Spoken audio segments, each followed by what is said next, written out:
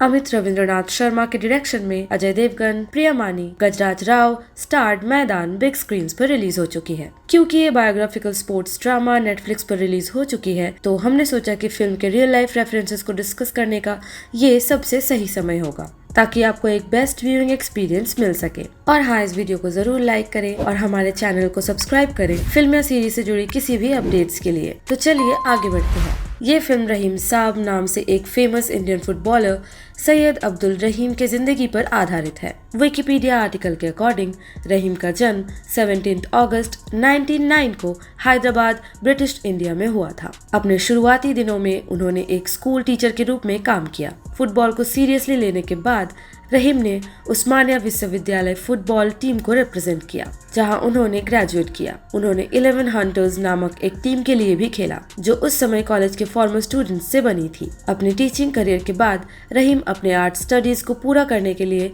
University लौट आते हैं। उसके बाद वो एक सक्सेसफुल टीचर के रूप में कुजीगुड़ा कॉलेज, उर्दू शरीफ स्कूल, दारुल उलमा हाई स्कूल और चंद्रघाट हाई स्कूल में पढ़ा चुके हैं। फिर वो अपनी फिजिकल एजुकेशन की डिप्लोमा पूरी करते हैं और अपने आप को एक स्पोर्ट्स एक्टिविस्ट के रूप में लास्ट 2 स्कूल में टीचर के रूप में रहते हैं। रहीम एक प्रोफेशनल फुटबॉलर भी रह चुके थे कुछ समय के लिए। उन्होंने रिप्रेजेंट किया कमर क्लब को, जो कि उस समय लोकल लीग के बेस्ट क्लब्स में से एक था। रहीम ने Dutch amateur league club HSV होक नीदरलैंड्स के लिए भी खेला एक कोच बनने से पहले। ABP लाइफ आर्टिकल के अकॉर्डिंग एज अ प्लेयर रहीम की फाइननेस और अंडरस्टैंडिंग ऑफ द गेम बहुत ही ज्यादा अच्छी थी। उनके अलग अलग टीम के लिए कॉन्ट्रीब्यूशंस शोकेस करते हैं उनके इंडिविजुअल गेम प्ले को ही नहीं, बल्कि उनकी एबिलिटी किसी के भी परफॉर्मेंस को इम्प्रूव करने के लिए। रहीम का transition from player to coach Indian football के वर्ल्ड में एक नया एरा लाता है। टीचिंग का एक arms with deep rooted passion and deep understanding of the game के साथ रहीम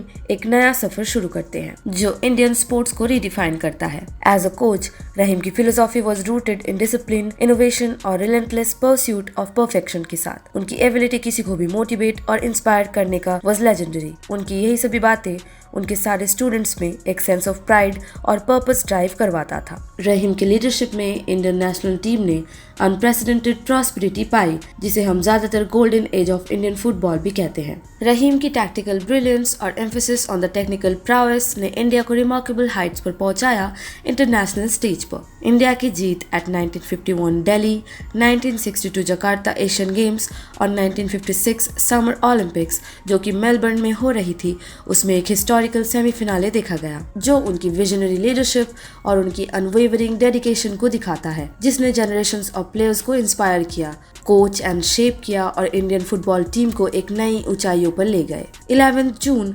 1963 को उनकी अनटाइमली डेथ के बावजूद रहीम की लेगेसी एक बेकन ऑफ इंस्पिरेशन बनी रही। खेल के बारे में उनकी गहरी नॉलेज के साथ उनकी पायनियरिंग स्पिरिट एक साथ मिलकर इंडियन फुटबॉल लैंडस्केप को प्रेरित और प्रभावित करती रहती हैं। वो 1950 में इंडियन नेशनल फुटबॉल टीम के कोच बने। उसी वर्ष भारत ब्राजील में 1950 विश्व कप हार गया। भारत के कोच के रूप में रहीम का पहला काम 1949 में सीलाओ के दौरा करने वाले टीम की कोच करना था। उनके लीडरशिप में Neville D'Souza, summer Banerjee, PK Banerjee और जे कृष्णा स्वामी जैसे खिलाड़ियों ने दुनिया भर में अपनी पहचान हासिल की।